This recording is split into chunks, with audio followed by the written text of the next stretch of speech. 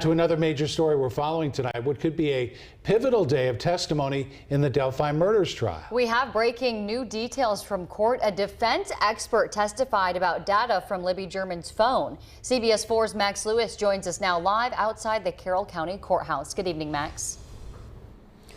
Hey, good evening, Bob and Chelsea. Yeah, quite the bombshell from the defense's digital forensic expert, who is a former FBI agent that specializes in reviewing digital data. Now, she found that at 5:45 on the evening the girls went missing, February 13th, 2017, that phone data shows that something was plugged into the audio jack, the headphone jack of Libby's phone. Again, that's at 5:45 that evening.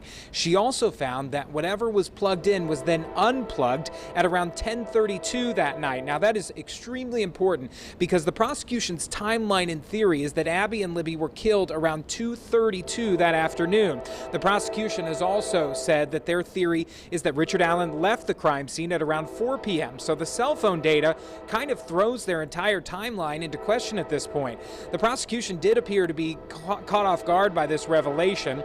When the defense called the state police troopers who examined Libby's cell phone data, they were asked how they could explain that.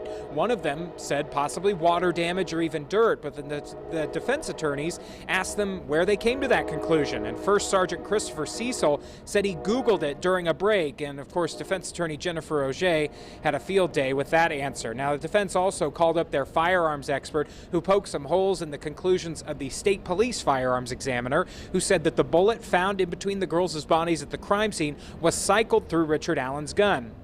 Now, the defense expert pointed out that the comparison was done with a bullet that was fired in the lab from Allen's gun, and comparing it with an unfired bullet, which would be the one at the crime scene, is apples to oranges in his words, because of the pressure and an explosion that happens when a gun is fired. This morning, we also heard from a psychiatrist, another defense expert who specializes in the psychiatric effects of solitary confinement. He testified that it is toxic, was the quote, to the person's mental health, and pointed out that the United Nations considers more than 15 days in solitary confinement to be a form of torture. Obviously, what they're getting at is that Richard Allen spent 13 months up at the Westville Correctional Facility in solitary confinement, which led to his psychosis, which led to him making false confessions. Of course, that is the defense's theory of how that happened. As always, though, all this information, how much weight is given to each thing, all up to the jury.